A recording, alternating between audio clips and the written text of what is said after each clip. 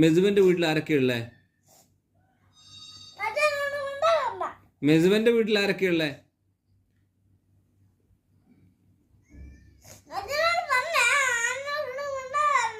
വേറെ ആരൊക്കെ ഉണ്ടോ ഫ്രണ്ടായിട്ട്? എന്താ പറയുന്നത്? ദസ്നി എന്നാ പറയുന്നത്?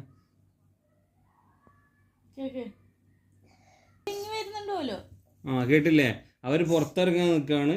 അവരിങ്ങോട്ട് വന്നോളാന്ന് പറഞ്ഞു. പോരെ? ഇതാ വോയിസ് കേക്കറ, ദസ്നിന്റെ വോയിസ്.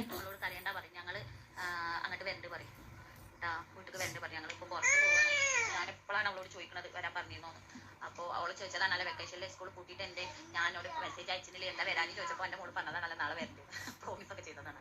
അത് കുഴപ്പമൊന്നുമില്ല. വെക്കേഷൻ ഒരു സംഭവം ഉണ്ടായിട്ടില്ലേനാ, അതന്നെ അതാണ് ചോദിച്ചു ഞാൻ നിന്ന്. ഇതിപ്പോ ഇങ്ങനെ ക്ലാസ്സിൽ പഠിക്കുന്ന കുട്ടികളൊക്കെ വീട്ടിൽ പോകാൻ എത്ര വീട്ടിലാ പോവുക നമ്മള്?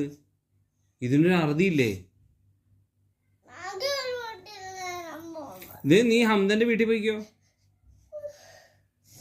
പറ്റുമോ?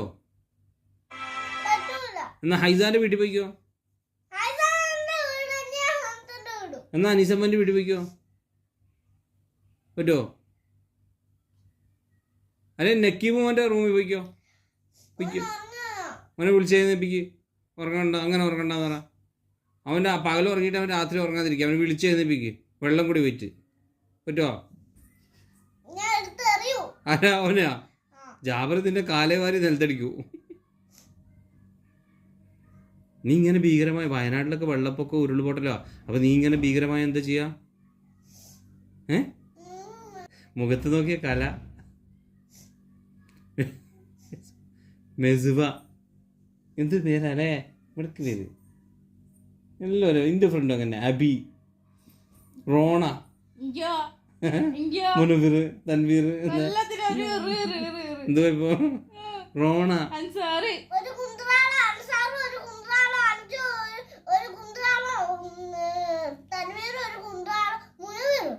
ഒരു മെസ്ബിയും ഒരു ഹംദിയും ഒരു പൂമ്പാറ്റിയും ഒരു കുഞ്ഞാറ്റിയും.